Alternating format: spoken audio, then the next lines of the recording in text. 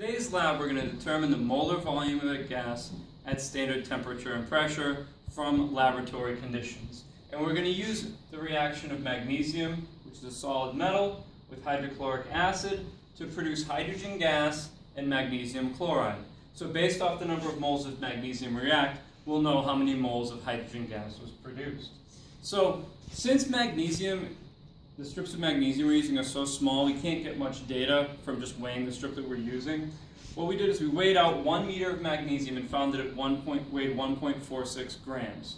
And we can't use all that because it would make a gas volume that we can't measure. We're only going to use a small strip, which is 4.60 centimeters. So based on this conversion factor, you should be able to figure out how much the magnesium weighs and how many moles that is. I've already measured the experimental pressure in the room to be 767 millimeters of mercury. And during the lab, we're going to measure the experimental temperature and volume.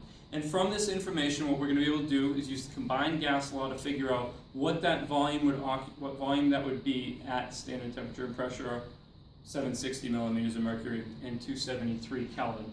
And then from that, we'll be able to calculate the molar volume of the gas, which is how many liters there would be per mole. And then we all know that 1 mole of any gas at STP occupies 22.4 liters, so we have to figure out how far off we are from that. Ready?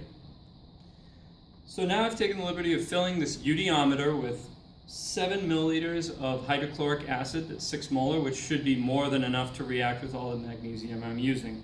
So I'm putting all the concentrated acid at the bottom because I need to fill this tube all the way up to the very top, and I don't want to get some concentrated acid on my hands. So what I'm going to do is fill it up to the top with this distilled water, and then I'm going to insert the magnesium ribbon into it, and then invert it in a large graduated cylinder.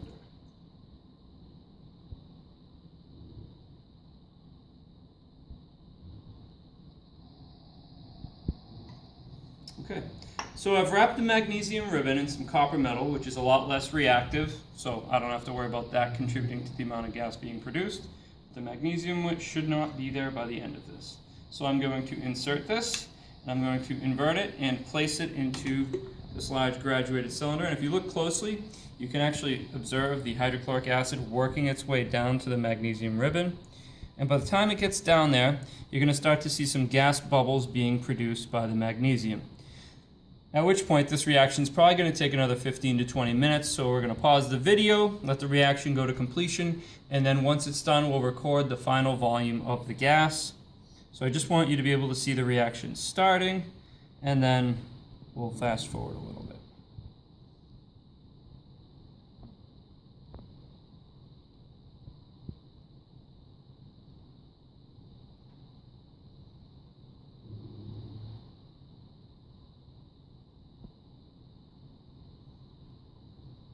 Okay, you can see that the magnesium is starting to react at this point in time, and some bubbles are forming.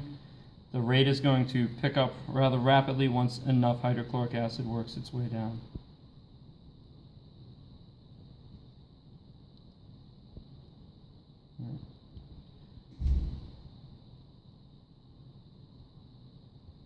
Okay. So now you can see the reactions happening at a rather rigorous rate, and as you come up, you can actually see the volume of gas that's being formed is accumulating rather quickly.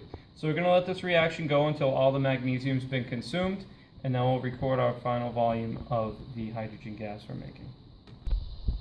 So as you can see, our reactions come to completion. I have no more magnesium ribbon left, and it's very important when we're recording the volume that we have the water level inside the graduated cylinder be level with the water level in the eudiometer, because right now I can record the volume at 76.2 milliliters, and that's what we're going to use for our experimental volume. But you can see that when I have the water level in the eudiometer as a lower level, we have a volume of just under 76 milliliters, but when I hold it up high, you can see that that volume changes to about 77, and this is because of the difference in pressure inside the tube and outside as a result of the different water levels. Now, when we collected this hydrogen gas, we also, because we were collecting it over water, have some water vapor pressure there. So what you're going to have to do is use Dalton's law of partial pressures, which states the total pressure of a gas system is equal to the sum of the component gas pressures.